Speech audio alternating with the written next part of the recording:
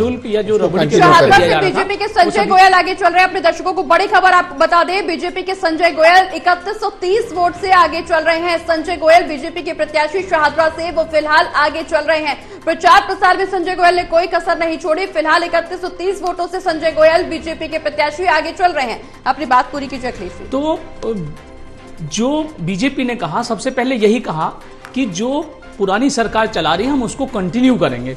Continue करके उनका एक काउंटर उन्होंने सबसे पहले ये किया कि लोगों के मन में ये ना आए कि जो योजनाएं चल रही हैं वो बंद हो जाए, क्योंकि केजरीवाल लगातार इस बात को टेलीफोनिक, लगातार आपके हो सकता है फोन पे आया हो, जो दिल्ली के रहने वाले हैं उनके टेलीफोन पे रिकॉर्डेड कॉल आ रहे थे कि जैसे ही आप बीजेपी को वोट देंगे ये सुविधाएं बंद हो जाएंगी। तो सबसे पहले उन्होंने काउंटर किया, जो सुविधाएं चल रही है वो चलाएंगे।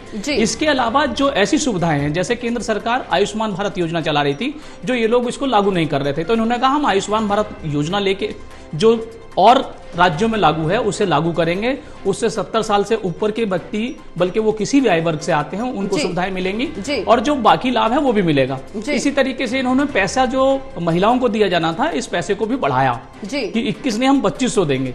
तो चूंकि युद्ध का मैदान है, राजनीतिक युद्ध का ये मैदान है, राजनीतिक युद्ध में जिसके पास जो हथियार उपलब्ध होते हैं उस समय, उस हथियार को चलाना और एक योद्धा के लिए चलाना जरूरी भी होता है। ऐसा ना हो कि हमने अपने हथियार जेब में रखे रहे और उस हथियार को नहीं चला और हम युद्ध हार गए। ठीक है, अरविंद गर्ग हमारे साथ जुड़े हुए हैं, बीजेपी के प्रवक्ता। अरविंद जी, बहुत बहुत स्वागत है आपका टोटल टीवी पर। हमारे साथ जिस तरह की तस्वीरें निकल करके सामने आ रही, लगभग